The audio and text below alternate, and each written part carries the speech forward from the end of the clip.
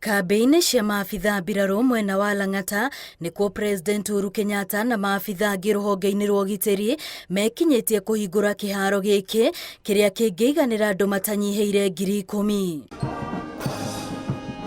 President nĩagathĩrĩirie ikĩro iria kĩharo gĩkĩ gĩakĩtwo nacio kũrĩanĩrĩire gĩgũkorwo gĩkĩhũthĩka ta mũhiano wa iharo iria ibataire gwakwo icigo-inĩ itiganĩte cia bũrũri nĩguo gũteithĩrĩria gũkũria iheo cia mathako matiganĩte.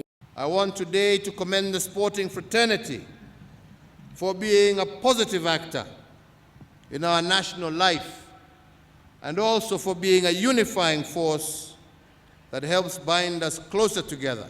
And I want to urge the counties to perhaps come and benchmark with this Ulinzi Complex and the leadership of KDF how we get things done in such a record time, Your Excellency. Na to maabitha mbirarũ magũkorwo makĩhũthĩra kĩharo gĩkĩ tondũ athaki angĩ nĩmereirwo gũtirio kũhingĩrĩrio mũrango kiumia gĩũkĩte gĩgĩtanywo gũkahũthĩka mahenya-inĩ ma rũhonge rwa maabitha a kũiga ũgitĩri. I'm confident that this facility will also provide training and exercising opportunities for a wide range of Kenyans.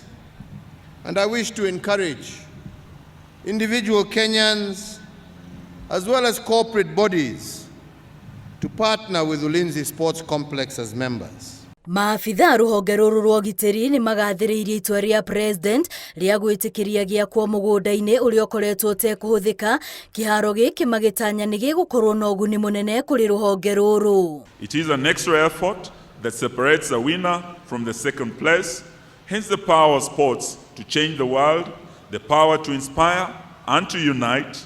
Indeed, this facility is a platform that will promote sports tournaments and opportunities to engage and interact with various actors in the sports industry.